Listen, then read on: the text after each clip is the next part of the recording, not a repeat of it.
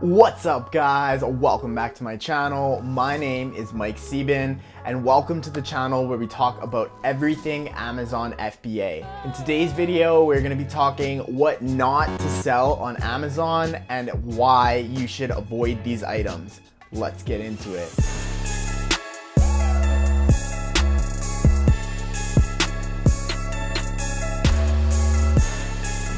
Alright guys, so as I mentioned, today we're going to be talking about what items not to sell on Amazon, as well as what items that you should be selling. First, we're going to give you the rundown and the list of all of the different items that you should not be selling on the Amazon platform and why. If you guys like my content, do not forget to smash that like button. Make sure that you are subscribed and you are hitting that notification bell so you get to know every single time that I post a brand new video. Let's get right into it. All right, so starting off the list of products that you should not sell on Amazon, especially when you are just starting out, is fragile products. Fragile products have a tendency to be made out of glass or otherwise can be easily damaged in shipping. And for obvious reasons, you do not want your customers receiving their product with broken glass, damaged goods, or anything like that, because that is almost guaranteed going to be a return and a refund to that customer. So avoid those products at all costs, especially when you're just starting out,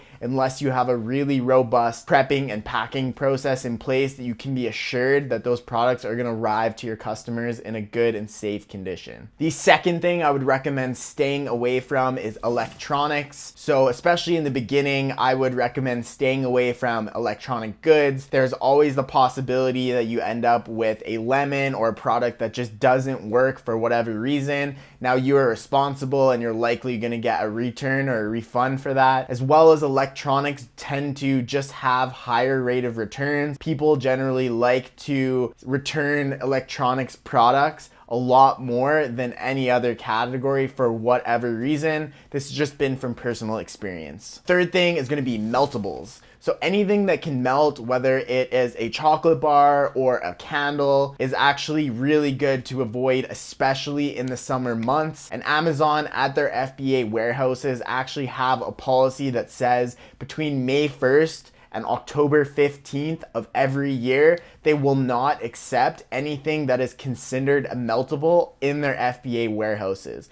The reason is they don't have air-conditioned spaces, as well as all of the shippers in the vehicles and everything like that, especially in .com on the marketplace. There's a high tendency for exposure to heat and customers ending up with melted products. So between those time frames, you actually have to send these products to your customers via FBM or fulfilled by merchant, ship them out yourself anyway. So if you're just getting started and you're a little bit newer to this, just avoid meltables whatsoever and you should be safe. So the fourth and last thing that you should avoid as an Amazon seller is heavy or oversized goods. The reason for that being, obviously, if they're heavy or really big, it's going to be a lot more expensive for you to ship these products to Amazon warehouses from your suppliers, wherever you're shipping it around, as well as on top of that, the storage fees and the fulfillment fees through Amazon are a lot greater, and products that are categorized as oversized. So if you can avoid these items and do things that are smaller and lighter, that is going to be much more beneficial, especially when you are starting out. All right, so enough with that negativity. Now you know what products you should not be selling, what products should you be paying attention to, and what products should you choose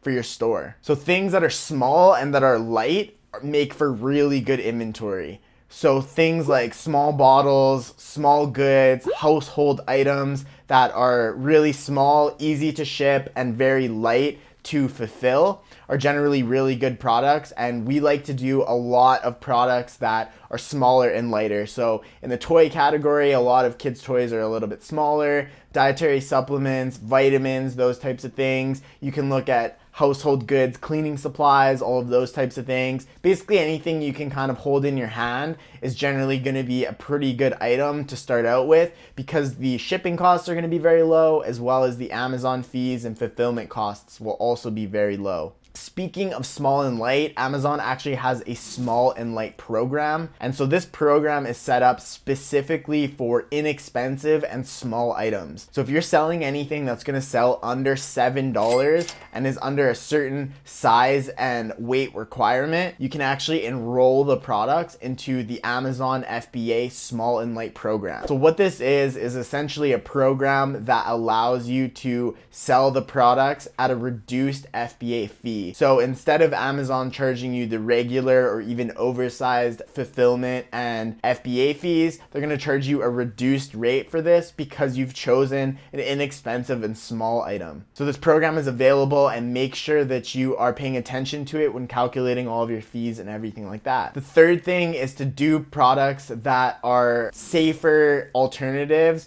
when it comes to fragile and more heavy duty. So with this, a good example would be in the grocery category. Say it's like a dipping sauce or some sort of condiment. Well, if they have a glass version and a plastic version, always go with plastic, just because it is not as hard to break. It's easier to ship around, and it's more durable, and there's a higher likelihood it's gonna end up in the customer's hands in much better condition. So whenever there's kind of an alternative, or you can go one product over the other, think about the durability and how it's going to last throughout the shipping and warehousing process. The fourth and last thing to consider when picking your products is something that has a higher dollar amount if you're not doing things like the small and light program. So what we like to generally aim for in our store is anything over $15 and under the $100 threshold. The reason being is if you're less than $15, you're gonna have to get the product at a very competitive price in order to make a good profit on it. And then on the other end, if it's less than $100, there's a good chance that if you get things like returns on a $200 or $300 product and the product comes back damaged, Amazon won't take responsibility for it. You're now out a really large amount of money,